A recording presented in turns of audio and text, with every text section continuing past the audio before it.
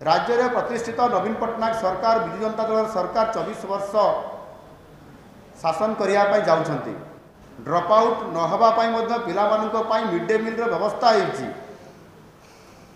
एवं भित्तिभूमि को सदला जाऊँगी बोली बारंबार राज्य सरकार विधानसभा भितर एवं विधानसभा बाहर डिंडिम पिटुंट एवं प्राथमिक जो विपर्यस्त शिक्षा व्यवस्था अच्छी ताकू सुधरवाई जाकरी 5टी विभाग खोलाई एवं स्मार्ट स्कूल सब चारिआडे खोला होची। मो जानियापाई चाहूँगी जे जोठी स्मार्ट स्कूल कहुच्छी 5टी सचिवंकर द्वारा स्कूल परिचालित होची भित्तिभूमि सदला जाऊँगी बोली नयागढ़ जोटा झुंपड़ा ब्लॉक 40 किलोमीटर दूर जो थे कि आपंकर राजा नायक मृत्युवरण करले सी नयागढ़ प्राथमिक विद्यालय तार भल पाठपढ़ा होनी बोली पितामाता आणिक 40 किलोमीटर दूर निश्चिंतपुर को आणिले। जदि मिड डे मिल भी दिया होची सरकारी विद्यालय को आज ऑपरेशन करी आज गोटे स्मार्ट स्कूल करा होची ताहले से नयागढ़ प्राथमिक विद्यालय किंबा कटुपसी प्राथमिक विद्यालय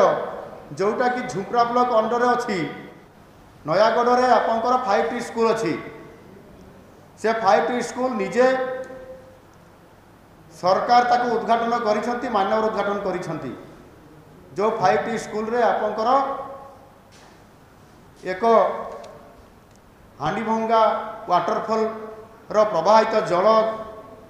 ता स्कूल परिसर देखि जाउची जो थे कि साप सरीसृप प्रतिदिन से स्कूल को तांकर जीवा आसवा चलप्रचल मध्य हुए। से कटुपाली प्राथमिक विद्यालय 15 जन छात्र छात्री नाम लेखा होईची से कटुपसी से माने निश्चिंतपुर को आसिक रही कोचिंग सेंटर से विद्यालय पाठपढ़ा होना शिक्षक नहांती भित्तिभूमि नहीं जो कि से पिला माने धीरे धीरे से प्राथमिक विद्यालय को छाड़िकी से कोचिंग सेंटर आड़ को मुहौंती ताले सेमानंकर जोटी नाम लेखा होईची तांकर तो सेठी प्रतिदिन तांकर अटेंडेंस पड़ुथुबो प्रतिदिन मिड डे मिल तांकर मिल खाद्य खाइबा पाई मिल पड़ुथुबो ताले से मिड डे मिल बा से खाद्य जो पड़ुची से माने किंतु आसुना बोली शिक्षक जानी वर्ष तमाम तांको मिड डे मिल तांकर खाद्य पड़ुची मिल गोटे गोटे ताहले से खाद्य खाऊची किए यही भाव में गोटे कोचिंग सेंटर 116 जन एवं जिले में केते कोचिंग सेंटर अच्छी मत एपर्यंत मु सठिक उत्तर जानी ना किंतु हजार हजार पिला प्राथमिक विद्यालय स्मार्ट स्कूल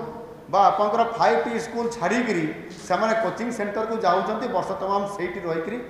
पाठ पढ़ुंट। एही भली वीडियो देखिबा पाई आम चैनल को लाइक शेयर सब्सक्राइब करंतु। Bureau report Odia news.